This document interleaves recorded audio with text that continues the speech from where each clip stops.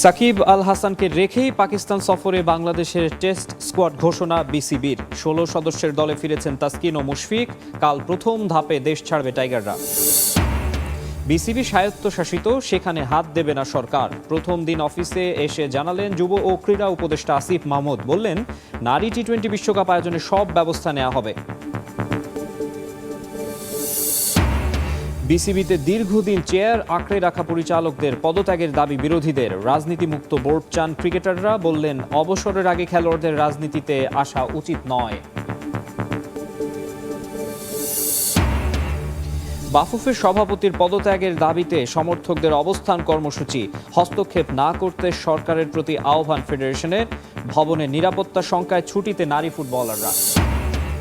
এবং জমকালো আয়োজনে কিছুক্ষণ পর পর্দা নামছে প্যারিস অলিম্পিক গেমসের। সমাপনীতে টম ক্রুজ সহ থাকবে বিশ্বসেরা সেলিব্রিটিদের পারফরমেন্স। নাশকতা এড়াতে জোরদার নিরাপত্তা।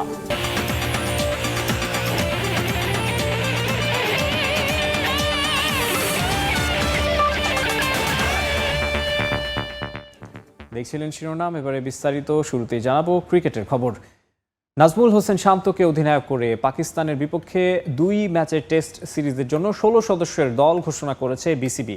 অনেক আলোচনা থাকলেও স্কোয়াডে আছেন সাকিব আল হাসান, বাদ পড়েছেন শাহাদাত হোসেন দীপু। ইনজুরি কাটিয়ে ফিরেছেন মুশফিকুর রহিম আর তাসকিন আহমেদ। তবে তাসকিন খেলবেন শুধু দ্বিতীয় টেস্টে। এদিকে সিরিজ খেলতে সোমবার বিকেলে প্রথম ধাপে দেশ ছাড়বেন টাইগাররা। বিশ্বকাপের দল ঘোষণা নয় এশিয়া কাপেরও। তবুও পাকিস্তানের বিপক্ষে 2 ম্যাচের টেস্ট স্কোয়াডের জন্য কতই না অপেক্ষা। প্রায় মাস দুয়েক পর আন্তর্জাতিক সার্কিটে ফেরা তো আছে, সঙ্গে যোগ হয়েছিল চলমান পরিস্থিতি। পূর্ব নির্ধারিত শিডিউলের 4 দিন আগেই দল পাকিস্তান যাওয়ায় টেস্ট স্কোয়াড ঘোষণার সময় এগিয়েছে। 3 নির্বাচকের দুজনই ARHP ট্যুরে দেশের বাইরে থাকলেও লিপু, হান্নান, রাজ্জাকরা দল চূড়ান্ত করে ফেলেছেন শুক্রবারই। 3 দিন পরে আসলো আনুষ্ঠানিক ঘোষণা। 16 সদস্যের বহরে আলোচিত নামটি নিশ্চিত রূপেই সাকিব আল হাসান। না পারফরমেন্সের কারণে নয়, ক্ষমতাচ্যুত দল আওয়ামী লীগের সংসদ সদস্য হয়ে শেষ পর্যন্ত ঘোষিত স্কোয়াডে সাকিবের জায়গা মিলবে কিনা তা নিয়ে দেখা দিয়েছিল সংশয়। তবে কোনো বিতর্কের পথেই হাঁটেনি বিসিবি, দলে রেখেছে এই অভিজ্ঞ অলরাউন্ডারকে। ইনজুরিতে সবশেষ টেস্ট সিরিজে ছিলেন না অভিজ্ঞ মুশফিকুর রহিম। পাকিস্তান সফরে ফিরছেন তিনিও, যদিও এই মুহূর্তে এ দলের হয়ে দেশটিতে আছেন মুশি। মিডল অর্ডারে তাকে জায়গা করে দিতে বাদ পড়তে হয়েছে শাহাদাত হোসেন দীপুকে।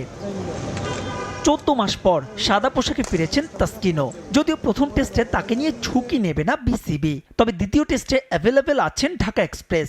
মূলত তার জন্যই 15 নয় 16 সদস্যের স্কোয়াড ঘোষণা। দলের বাকি নামগুলো প্রত্যাশিত। মুমিনুল, লিটন, জাকির জয়, আছেন তরুণ পেসার নাহিদ রানাও। সোমবার প্রথম ধাপে পাকিস্তান যাবেন টাইগাররা। একদিন বিশ্রাম শেষে বুধবার লাহোরের গাদ্দাফি স্টেডিয়ামে শুরু হবে অনুশীলন। চলবে টানা 3 দিন। এরপর দল যাবে রাওয়ালপিন্ডি, যেখানে 21 আগস্ট মাঠে গড়াবে 2 ম্যাচ সিরিজের প্রথম টেস্ট। মাহবুব রিমন, সময় সংবাদ। আসন্ন নারী টি-20 বিশ্বকাপ আয়োজনে সরকারের পক্ষ থেকে সব ব্যবস্থা নেওয়ার আশ্বাস দিয়েছেন যুব ও ক্রীড়া উপদেষ্টা আসিফ মাহমুদ সজীব ভুইয়া। বলেছেন, বাংলাদেশ ক্রিকেট বোর্ড স্বায়ত্তশাসিত প্রতিষ্ঠান, সেখানকার বিষয়ে মন্ত্রণালয় কোনো প্রকার হস্তক্ষেপ করতে পারবে না। যদিও পরিবর্তিত পরিস্থিতিতে সব কার্যক্রম যাতে স্বাভাবিকভাবে চলে সেই ব্যবস্থা নেওয়া হবে, তবে তা অবশ্যই আইসিসির নিয়ম মেনে করা হবে বলেও জানিয়েছেন তিনি। রোববার প্রথম কর্মদিবসে হইচই সচিবালয়ে। একে একে আসছেন অন্তর্বর্তীকালীন সরকারের উপদেষ্টারা। এর মাঝেই সরকারি গাড়ি থেকে নামলেন বৈষম্য বিরোধী ছাত্র আন্দোলনের অন্যতম সমন্বয়ক এবং বর্তমান সরকারের যুব ও ক্রীড়া উপদেষ্টা আসিফ মাহমুদ সজীব ভুইয়া। কিছুটা জড়সড় হয়েই লিফটে চড়েন নিজের কক্ষে যাওয়ার জন্য। নির্ধারিত কক্ষে গিয়ে দিনের পত্রিকা পড়ার পাশাপাশি ব্যক্তিগত সচিব এবং কর্মকর্তাদের থেকে জেনে নেন কর্মপন্থা। এরপর মন্ত্রণালয়ের সম্মেলন কক্ষে সাংবাদিকদের মুখোমুখি হন নতুন উপদেষ্টা। জানান, আইন শৃঙ্খলা পরিস্থিতি স্বাভাবিক করে নারী টি-20 বিশ্বকাপ আয়োজনে দ্রুতই সিদ্ধান্ত নেবে সরকার। সিকিউরিটি এনশিওর করার ব্যাপারে স্টেট লেভেল থেকে কিছু কাজ করার ব্যাপার আছে। আমি আজকেই যমুনাতে গিয়ে ইউনুস স্যারের সাথে এই বিষয়ে বিস্তারিত কথা বলবো এবং তিনি একজন ক্রীড়াপ্রেমী মানুষ, তিনি অবশ্যই এটিতে আমাদেরকে সহযোগিতা করবেন।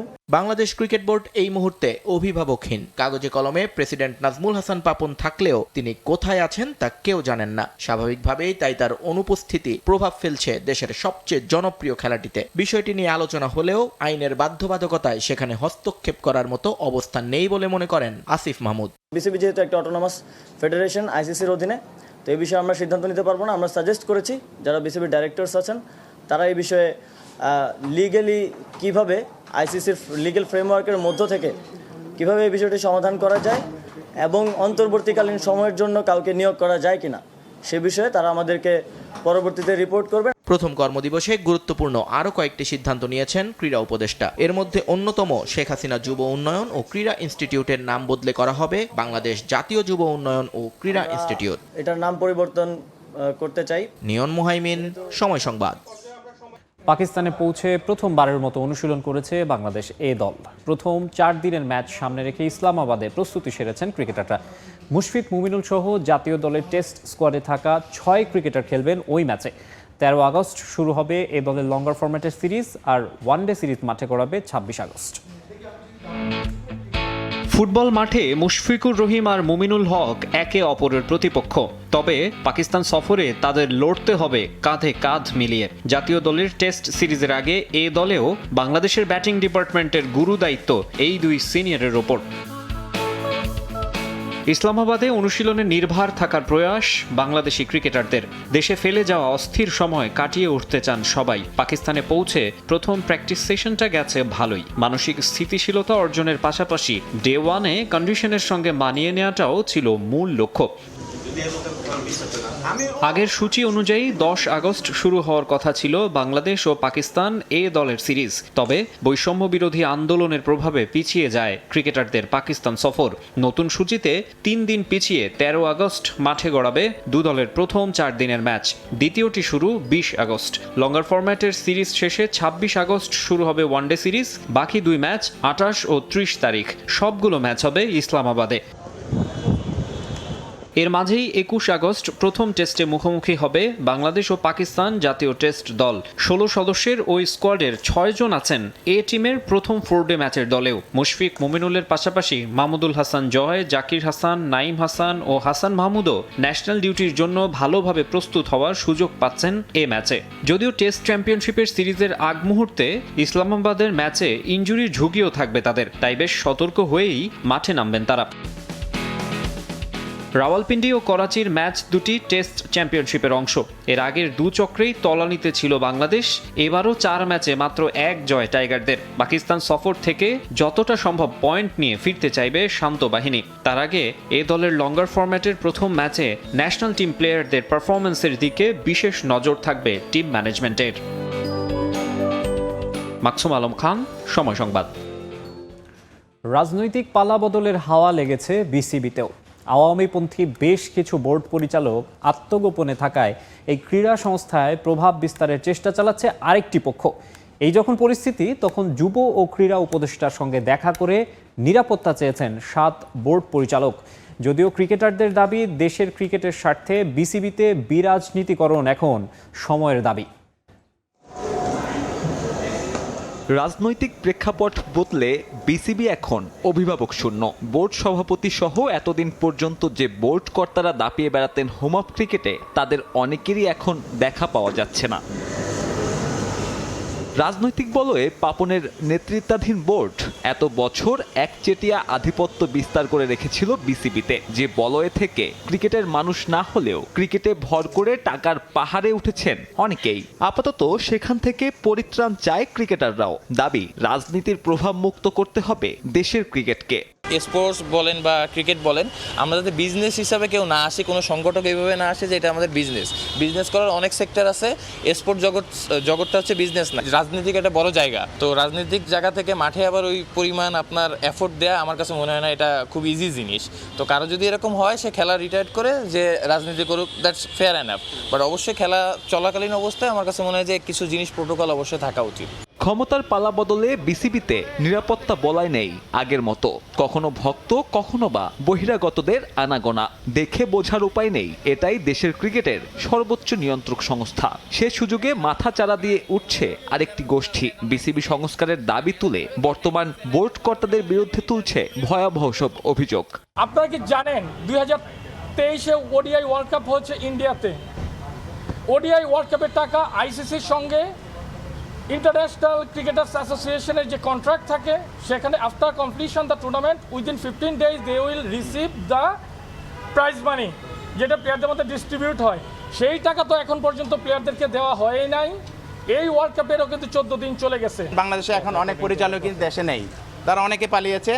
সুতরাং যারা আছে মুষ্টিক একজন আছে, তাদের দিয়ে তারা রেজিগনেশন লেটার দিলেই কিন্তু এটা হয়ে যায়। কারণ পরপর 3টে মিটিংয়ে যদি বোর্ড মিটিংয়ে যদি অনুপস্থিত থাকে, অটোমেটিক বোর্ড ভেঙে যায়। আমরা এই ক্রিকেট বোর্ডের সমস্ত পরিচালকদের পদত্যাগ চাই। সংস্কার চাইলেও সংস্কারপন্থীদের রাজনৈতিক পরিচয়ও বড় চিন্তার কারণ। ছাত্র আন্দোলনের বদৌলতে যেখান থেকে মুক্তি পাবার সম্ভাবনা জেগেছে তা আদৌ পাওয়া যাবে কিনা সে প্রশ্নও থাকছে।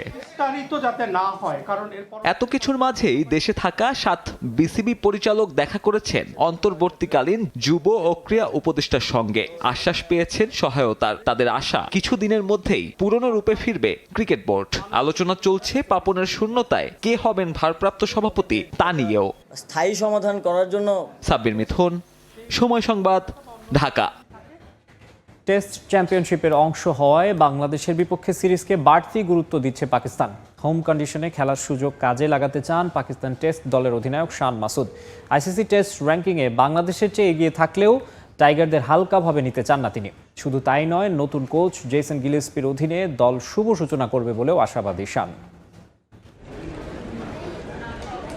বাংলাদেশ পাকিস্তান টেস্ট সিরিজ শুরু হচ্ছে 21 আগস্ট। টেস্ট চ্যাম্পিয়নশিপের অংশ হওয়ায় এ সিরিজকে বেশ গুরুত্ব দিচ্ছে পাকিস্তানিরা।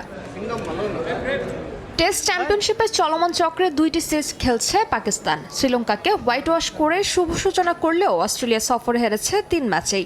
এই মুহূর্তে পয়েন্ট টেবিলে তারা আছে 5 নম্বরে। বাংলাদেশের বিপক্ষে নিজেদের মাঠে বেশ আটঘাট বেঁধেই নামবে শান মাসুদের দল। হোম কন্ডিশন থেকে সুবিধা নিতে চান পাক টেস্ট অধিনায়ক। हम कहते हैं ना कि हमारे लिए जो अच्छी चीज़ है वो ये है कि हमारी होम कंडीशंस हैं, तो कंडीशंस बड़ी फेमिलियर होंगी प्लेयर्स के लिए, तो वो क्रिकेटिंग एलिमेंट इंशाल्लाह वो सॉर्टेड होगा। बात ये होगी कि मेंटली और फिजिकली हम अपने आप को जितना फिट रख सकेंगे, प्रेशर उठा सकेंगे, फिजिकल प्रेशर उठा सकेंगे, ये वो चीज़ें जो हमारे प्लेयर्स को एक्सपीरियंस के साथ मिलेंगी। এদিকে চ্যাম্পিয়নশিপ টেবিলে পাকিস্তানের চেয়ে 3 ধাপ পিছিয়ে 8 নম্বরে বাংলাদেশ।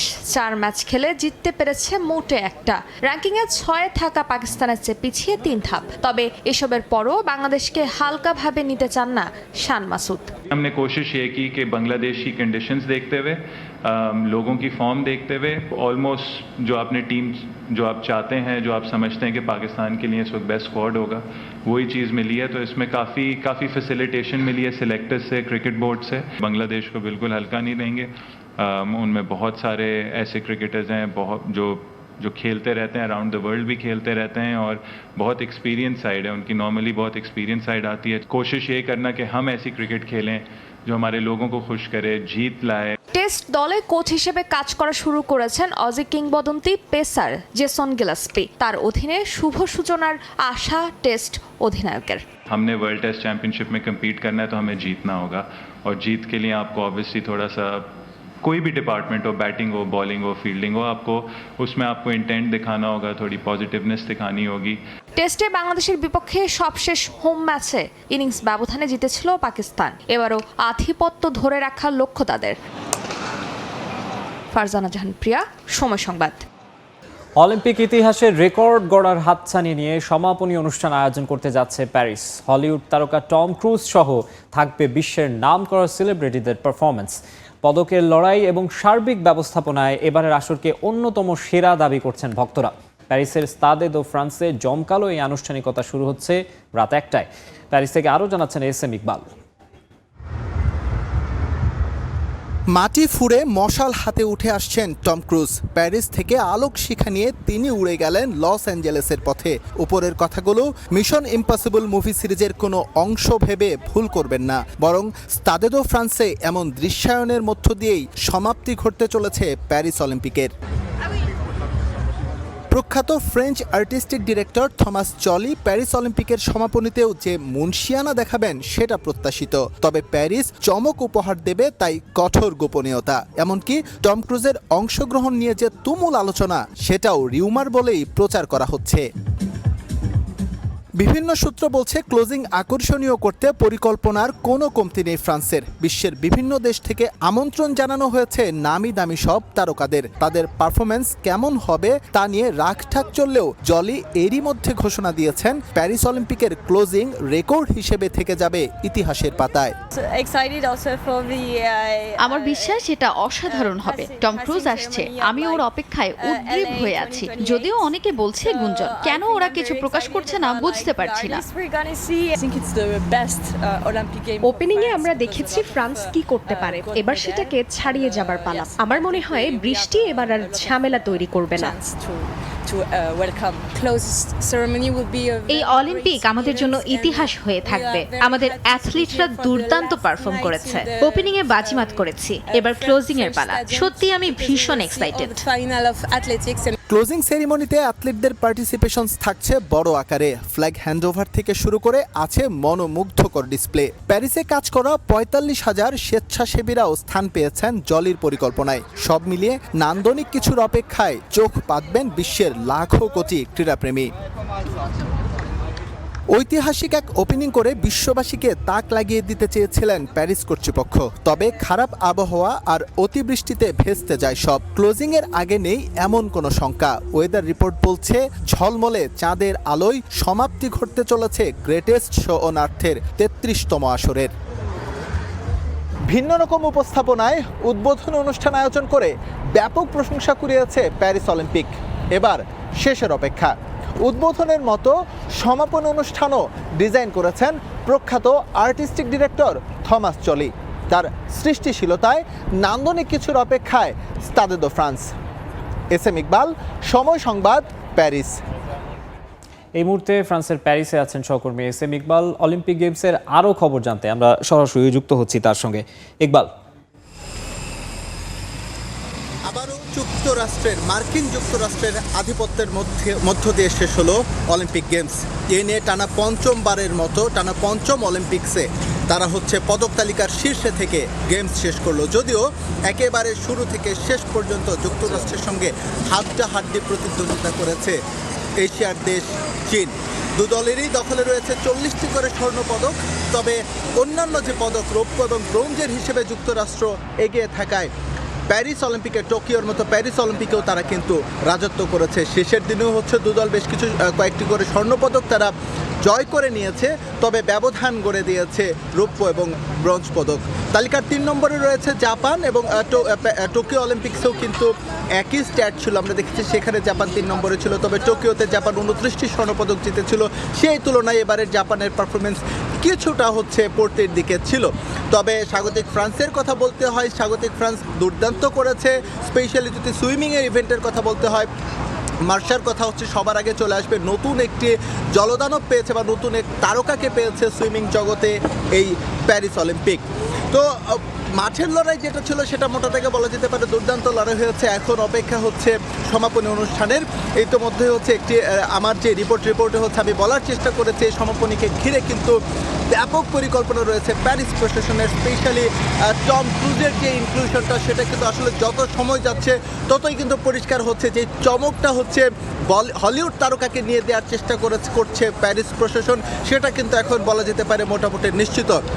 এবং থমাস চলির যে পরিকল্পনা, যেটা ওপেনিংয়ে আমরা দেখেছি, সেটার যে হচ্ছে বাজে আবহাওয়ার কারণে ওপেনিংয়ে যেই ঘাটতিটুকু ছিল সেটা কিন্তু তারা হচ্ছে স্টাদে দো ফ্রান্সে দুর্দান্তভাবে পুষিয়ে দিতে চায়।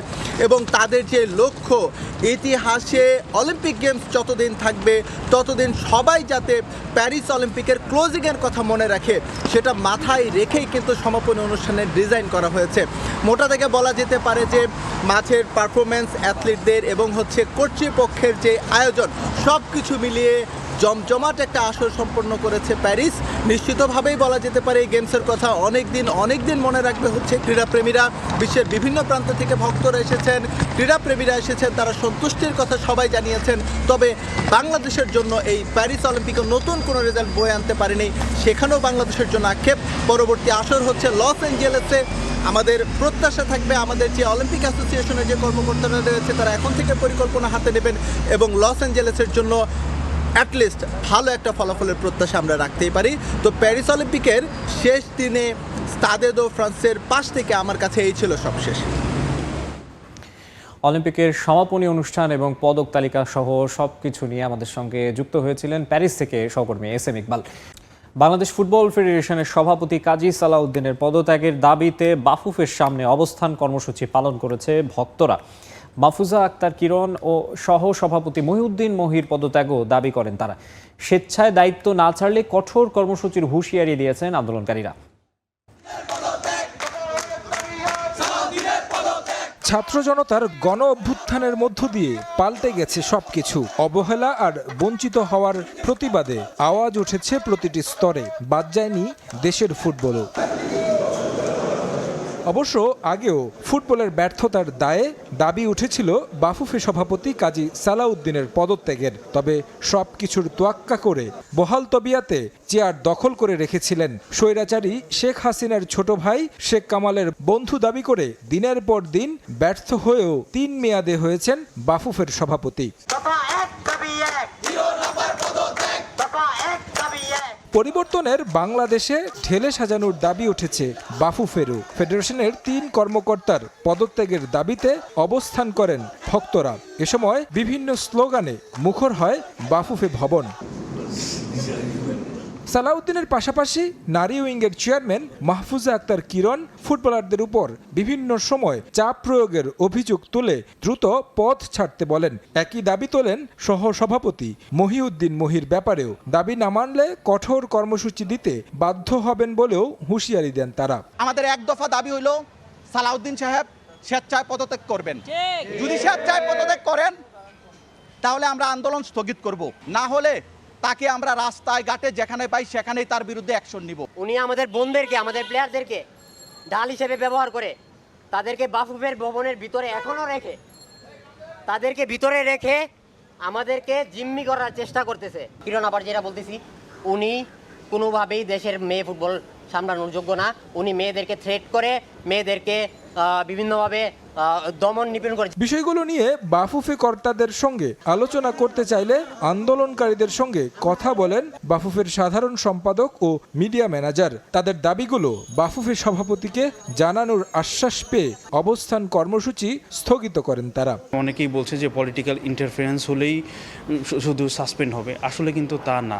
থার্ড পার্টির আন্ডু ইন্টারফারেন্স হওয়া যাবে না। সো এই বিষয়টা কিন্তু ইম্পর্টেন্ট, এটা অনেকেই বলছে না। এই সিজনে কোনো কারণে সাসপেন্ড হয় তাহলে কিন্তু এই প্লেয়ারগুলা ক্ষতির সম্মুখীন হবে। এমন পরিস্থিতিতে বাফুফেতে ক্যাম্পে থাকা নারী ফুটবলারদের ছুটি দিয়েছে ফেডারেশন। 5 আগস্টের পর এখন পর্যন্ত ফেডারেশনে আসেননি বাফুফে সভাপতি ও নারী উইংয়ের চেয়ারম্যান।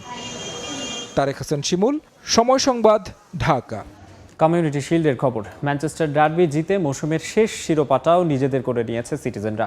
কমিউনিটি শিল্ডের 102তম ম্যাচে ইউনাইটেডকে সাডেন ডেথে হারিয়েছে গার্দিওলা বাহিনী। সিটি জিতেছে 7-6 গোলে। ওয়েম্বলিতে শুরু থেকে আক্রমণাত্মক ছিল দুই দল, কিন্তু পেপ এবং এরিকের কৌশলে গোলের দেখা পাচ্ছিল না কেউই। শেষ পর্যন্ত 82 মিনিটে ইউনাইটেডকে এগিয়ে দেন গার্নাচো। ওয়েম্বলিতে শুরু হয় লাল উৎসব, কিন্তু সে আনন্দ থেমে যায় 89 মিনিটে। সিটিজেনদের সমতায় ফেরান বার্নার্দো সিলভা। ম্যাচ গড়ায় টাই ব্রেকারে, সেখানে শুরুতেই গোল করে ইউনাইটেডকে এগিয়ে দেন ব্রুনো, আর মিস করে সিটিকে হতাশায় পড়ান সিলভা। কিন্তু জেডন স্যাঞ্চো মিস করলে আবারও সমতায় ফেরে দুদল। শেষ পর্যন্ত সাডেন ডেথে ইউনাইটেডের হয়ে গোল মিস করেন জনি ইভান্স, আর পরের শটে আকাঞ্জির গোলে নিশ্চিত হয়ে যায় সিটিজেনদের 7ম কমিউনিটি শিল্ড শিরোপা। ইউরোপের শীর্ষ 5 লিগের মধ্যে 15 আগস্ট সবার আগে মাঠে গড়াবে স্প্যানিশ লিগ লা লিগা। একদিন পর উত্তাপ ছড়াবে বিশ্ব ফুটবলের সবচেয়ে জনপ্রিয় ইংলিশ প্রিমিয়ার লিগ EPL। সবার শেষে 24 আগস্ট থেকে শুরু হবে জার্মান বুন্দেসলিগা।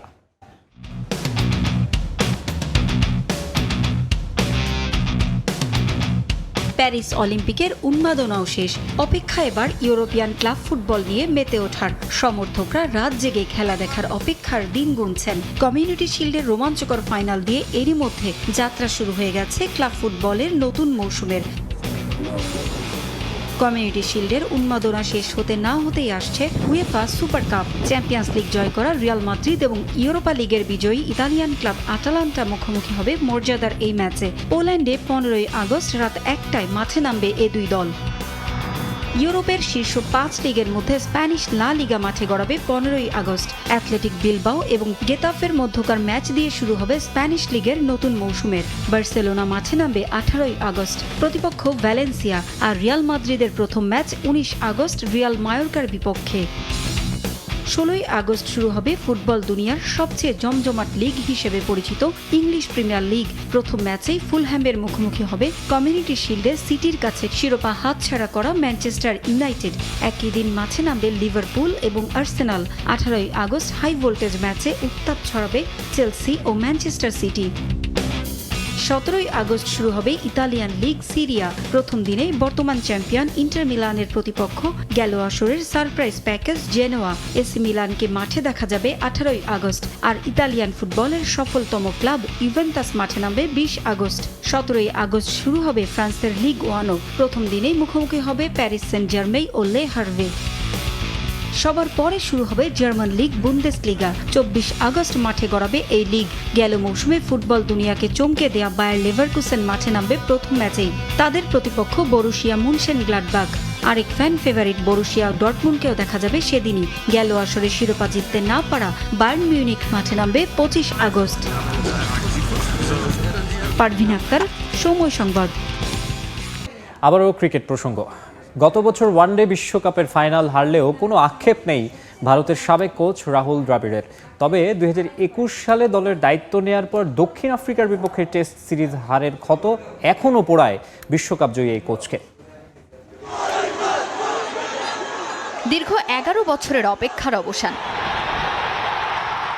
আইসিসির কোনো টুর্নামেন্টে ভারত ক্রিকেট দল এর আগে শেষ ট্রফি জয়ের সুখস্মৃতি সঙ্গী করেছিল 2013-তে। এরপর টি-20 বিশ্বকাপ, ওয়ানডে বিশ্বকাপে একাধিক ফাইনাল খেললেও গেরো খুলতে ব্যর্থ হয় টিম ইন্ডিয়া। 2023 ওয়ানডে বিশ্বকাপের ফাইনালে অস্ট্রেলিয়ার বিপক্ষে 6 উইকেটে হেরে হাতছাড়া হয় ট্রফি। যদিও সেই দুঃখ বেশি দিন বয়ে বেড়াতে হয়নি। ক্রিকেটের সংক্ষিপ্ত সংস্করণে বাজিমাত ভারতের। ওডিআই বিশ্বকাপের পর মাত্র 7 মাসের ব্যবধানে রোহিত শর্মার অধীনে শিরোপা উঁচিয়ে ধরে ভারত দল। তবে এই সব কিছুর নেপথ্যের কারিগর তো তিনি ভারতীয় কিংবদন্তি রাহুল দ্রাবিড়। নিজের ক্যারিয়ার জুড়ে দাপটের সঙ্গে মাতিয়েছেন 22 গজ। মাঠের ক্রিকেটের সঙ্গে সম্পর্কের অবসান ঘটলেও কোচ হিসেবে হাল ধরেন কোহলি রোহিতদের। 2021-22 মৌসুমে দলের হাল ধরার পর টিম ইন্ডিয়া 3টি আইসিসি টুর্নামেন্টের ফাইনাল খেলে। আর কোচের দায়িত্ব ছাড়ার আগে নিজের নামটা স্বর্ণাক্ষরে লিখে গেছেন দ্রাবিড়। কোচিং ক্যারিয়ারে অভূতপূর্ব এই সাফল্যের পরও অবশ্য আক্ষেপের জায়গাও আছে একটা। ভারতের এই দলটার সঙ্গে যেমন বিশ্বকাপ জয়ের সুখস্মৃতি আছে, তেমনি হতাশার গল্পও আছে। গেল বছর ওয়ানডে বিশ্বকাপে হারের ক্ষত তাকে না পোড়ালেও 2021-এ দলের হাল ধরার পর দক্ষিণ আফ্রিকার বিপক্ষে টেস্ট সিরিজ জিততে না পারাকেই এখনও কোচ হিসেবে ব্যর্থতা মানেন দ্রাবিড়। আমার কোচিং ক্যারিয়ারের লোয়েস্ট পয়েন্টের কথা জানতে চাওয়া হলে আমি বলবো সেটা হলো দক্ষিণ আফ্রিকার বিপক্ষে সিরিজ। প্রোটিয়াদের বিপক্ষে আমরা প্রথম টেস্ট জিতলেও পরের 2 টেস্টে হারতে হয়। দক্ষিণ আফ্রিকার মাটিতে আমরা কখনো টেস্ট সিরিজ জিতিনি, তাই সেটাই ছিল আক্ষেপ ঘোচানোর বড় সুযোগ। যদিও সেই সিরিজে আমাদের বেশ কয়েকজন সিনিয়র ক্রিকেটার ছিল না। রোহিত শর্মা ইনজুরির কারণে দলের বাইরে ছিল, তবে তাদের ছাড়াও বাকি 2 টেস্টে আমরা জয়ের খুব কাছাকাছি ছিলাম। যদিও শেষ পর্যন্ত আর সিরিজ জেতা হয়নি। সেই ক্ষত এখনো আমাকে পোড়ায়। দলকে অরাধ্য বিশ্বকাপ ট্রফি উপহার দিয়ে বিদায় নিয়েছেন দ্রাবিড়। গুঞ্জন আছে আইপিএল এর কোনো দলে কোচ হিসেবে দেখা যেতে পারে ভারতীয় কিংবদন্তিকে। তাজিন খন্দকার, সময় সংবাদ। ছেলেদের সঙ্গে মেয়েদের বাস্কেটবল ইভেন্টেও স্বর্ণ জিতেছে যুক্তরাষ্ট্র। 8ম বারের মতো স্বর্ণ জিতল মার্কিন মেয়েরা। এছাড়া প্রথমবার অলিম্পিক ম্যারাথনে অংশ নিয়ে স্বর্ণ জিতে নিয়েছেন নেদারল্যান্ডসের সিফান হাসান। অলিম্পিকে এবার ছেলেদের পর মেয়েদের বিভাগেও সোনা জিতেছে যুক্তরাষ্ট্র। ফ্রান্সকে হারিয়ে অলিম্পিকে টানা 5ম সোনা জিতেছিল যুক্তরাষ্ট্রের পুরুষ বাস্কেটবল দল। এবার মেয়েদের ফাইনালে আবারও সেই ফ্রান্সকে হারিয়েই টানা 8ম বারের মতো সোনা জিতল মার্কিন মেয়েরা। প্রথমবার অলিম্পিক ম্যারাথনে অংশ নিয়ে সোনা জিতে নিয়েছেন নেদারল্যান্ডসের সিফান হাসান। প্রথমবার অলিম্পিক ম্যারাথনে অংশ নেওয়া সিফান দৌড় শেষ করেছেন অলিম্পিকের নতুন রেকর্ড গড়ে 2 ঘন্টা 22 মিনিট 55 সেকেন্ড সময় নেন তিনি। প্যারিসে ম্যারাথনের আগে 5000 আর 10000 মিটারও দৌড়েছেন সিফান, দুটোতেই জিতেছেন ব্রোঞ্জ। প্যারিসের আগে টোকিও অলিম্পিকে অংশ নিয়েছিলেন সিফান। এর মধ্যে 5000 ও 10000 মিটারে জিতেছেন সোনা, 1500 মিটারে জিতেছেন ব্রোঞ্জ। এবার 1500 মিটার দৌড়াননি তিনি, কিন্তু বাকি দুটোতেই অংশ নিয়ে ব্রোঞ্জ নিয়ে সন্তুষ্ট থাকতে হয়েছে তাকে। সিফানের মূল লক্ষ্য ছিল অবশ্য ম্যারাথন। গেল বছর লন্ডন ম্যারাথনে প্রথম দৌড়েছেন তিনি। জন্ম ইথিওপিয়ায় হলেও সিফান প্রতিনিধিত্ব করেছেন নেদারল্যান্ডসের হয়ে। ম্যারাথনে সোনা জিতে 72 বছরের পুনর রেকর্ড স্মরণ করিয়ে দেন তিনি। 5000 মিটার ও 10000 মিটার ম্যারাথনে পদক জেতা দ্বিতীয় অ্যাথলেট এখন সিফান। 1952 হেলসিঙ্কি অলিম্পিকে এই কীর্তি গড়েছিলেন এমিল জাতোপেক। চেক দৌড়বিদ এই রেকর্ড গড়েছিলেন ছেলেদের ইভেন্টে। সমলয় সাঁতারের ডুয়েট ফ্রি ইভেন্ট চীনকে প্রথমবারের মতো সোনা এনে দিলেন যমজ বোন ওয়ান লিউই ও ওয়াং কিয়ানি। 27 বছর বয়সী দুই বোন মিলে টেকনিক্যাল রুটিনে তুলেছেন 276.7867 পয়েন্ট এবং ডুয়েট ফ্রিতে তুলেছেন 289.6916 পয়েন্ট। মোট 566.4783 পয়েন্ট তুলে এই জুটি ছিল বাকিদের চেয়ে এগিয়ে। মেয়েদের বাস্কেটবলের ফাইনাল দিয়ে শেষ হলো প্যারিস অলিম্পিকের লড়াই। 40টি সোনা জিতেছে যুক্তরাষ্ট্র, সমান 40টি সোনা জিতেছে চীনও। ফারজানা জাহান প্রিয়া, সময় সংবাদ। এ পর্যায়ে খেলার সময় শীর্ষ সংবাদ জানিয়ে দিচ্ছে আরেকবার। সাকিব আল হাসানকে রেখেই পাকিস্তান সফরে বাংলাদেশের টেস্ট স্কোয়াড ঘোষণা বিসিবির। 16 সদস্যের দলে ফিরেছেন তাসকিন ও মুশফিক। কাল প্রথম ধাপে দেশ ছাড়বে টাইগাররা। বিসিবিতে দীর্ঘদিন চেয়ার আঁকড়ে রাখা পরিচালকদের পদত্যাগের দাবি বিরোধীদের। রাজনীতিমুক্ত বোর্ড চান ক্রিকেটাররা, বললেন অবসরের আগে খেলোয়াড়দের রাজনীতিতে আসা উচিত নয়। এবং জমকালো আয়োজনে কিছুক্ষণ পর পর্দা নামছে প্যারিস অলিম্পিক গেমসের। সমাপনীতে টম ক্রুজ সহ থাকবে বিশ্বসেরা সেলিব্রিটিদের পারফরমেন্স। নাশকতা এড়াতে জোরদার নিরাপত্তা। এই ছিল খেলার সময়ের এখনকার আয়োজনে, সঙ্গেই থাকুন সময়ের।